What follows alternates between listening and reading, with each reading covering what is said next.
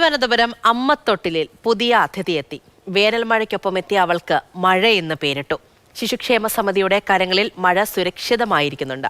ഇന്നലെ മഴ തിമിർത്ത് പെയ്ത വെളുപ്പാൻ കാലത്താണ് അവളെത്തിയത്. തിരുവനന്തപുരത്തെ അമ്മത്തൊട്ടിലിലെ പുതിയ അതിഥി.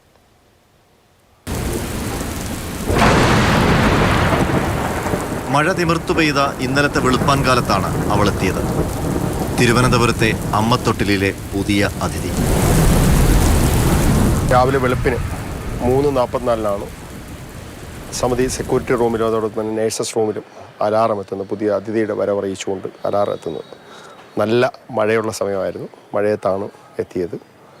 3 ആഴ്ച പ്രായമുള്ള കുഞ്ഞിനെയാണ് ലഭിച്ചിട്ടുള്ളത്. പെൺകുഞ്ഞാണ്, ആരോഗ്യവതിയാണ്. ഇപ്പോൾ സമിതിയുടെ പരിചരണയിൽ തന്നെ ഉണ്ട്. അവൾക്ക് മഴയെന്നു പേരിട്ടു. ഇട്ടേച്ചുപോയ അമ്മയറിയാൻ മഴയുടെ സുഖമായിരിക്കുന്നു. ശിശുക്ഷേമ സമിതിയുടെ ലാളനയിലാണ്. കൊച്ചിയിൽ ആഗ്രഹിക്കാതെ വന്ന കുരുന്നിനെ അമ്മ വലിച്ചെറിഞ്ഞു കൊന്ന സങ്കടം നമുക്ക് മാറിയിട്ടില്ല. അതല്ല പോംവഴിയെന്ന് പറയുകയാണ് ശിശുക്ഷേമ സമിതി. വിവിധ സംവിധാനങ്ങളും മാർഗങ്ങളുമുണ്ട് കുഞ്ഞിനെ ഏൽപ്പിക്കാൻ കഴിയുന്നത്. ഇപ്പോൾ അമ്മത്തൊട്ടിൽ ഏറ്റവും സുരക്ഷിതമായിട്ടുള്ള മാർഗമാണ്. അതോടൊപ്പം തന്നെ നിയമപരമായി ഉപേക്ഷിക്കാൻ കഴിയുന്ന, നിയമം തന്നെ അനുശാസിക്കുന്ന മാർഗങ്ങളുണ്ട്. അത് CWC മുഖാന്തരം തന്നെ സറണ്ടർ ചെയ്യാൻ കഴിയുന്ന രൂപത്തിലുണ്ട്. വൈകുന്നേരം മറ്റൊരു കുഞ്ഞിനെ സറണ്ടർ മുഖേനയും തിരുവനന്തപുരത്ത് തന്നെ സമിതിക്ക് ലഭിച്ചിട്ടുണ്ട് എന്നുള്ളതാണ്. തിരുവനന്തപുരത്തെ അമ്മത്തൊട്ടിൽ പദ്ധതി ആരംഭിച്ച ശേഷം കിട്ടുന്ന 599ാമത്തെ കുഞ്ഞാണ് ഇന്നലെ വന്ന മഴ. കഴിഞ്ഞ 10 മാസത്തിനിടെ വന്ന 13ാമത്തെ കുരുന്ന്.